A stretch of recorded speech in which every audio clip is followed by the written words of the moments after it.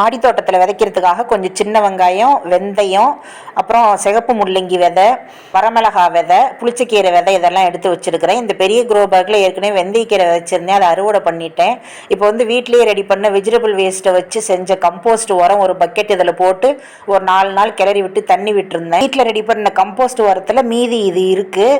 இப்போ வந்து இதில் வெங்காயத்தை விதைச்சிருக்கேன், அப்படியே ஊனி வச்சிருக்கேன். அப்படியே மேலே லேசாக மண்ணை போட்டு மூடி வச்சிடலாம், சமப்படுத்தி விட்டுறலாம். இது பார்த்தீங்கன்னா ஏற்கனவே புளிச்சக்கீரை விதைச்சிருந்த க்ரோ பேக்கு, இதுலேயும் வந்து எரு போட்டு வச்சுருந்தேன். 4 நாள் ஆச்சு, தண்ணி விட்டுக்கிட்டு இருந்தேன். இப்போ அதை நல்லா கிளறி விட்டுட்டு இதில் வந்து சிகப்பு முள்ளங்கி வெந்தயத்தையும் விதைச்சிட்டு இந்த மாதிரி லேசாக மேல் பக்கம் மண் போட்டு மூடி சமப்படுத்தி விட்டுறலாம். இப்போ வந்து இந்த சிகப்பு முள்ளங்கி போட்டிருக்கிற க்ரோ பேக்கில் வந்து மிளகா விதையை விதைச்சிக்கலாம். ஒரு 15 விதை தான். இதை விதைச்சி முடிச்சுட்டு அப்புறமா புளிச்சக்கீரை விதை 2 கேனில் விதைச்சிக்க போகிறேன். 2ஆக பிரித்து 2 கேனில் விதைச்சிட்டு கடைசியாக எல்லா செடிகளுக்கும் தண்ணி விட்டுறலாம். இப்போ விதைச்ச விதை எல்லாமே ஒரு வாரத்தில் முளைச்சிக்கும்.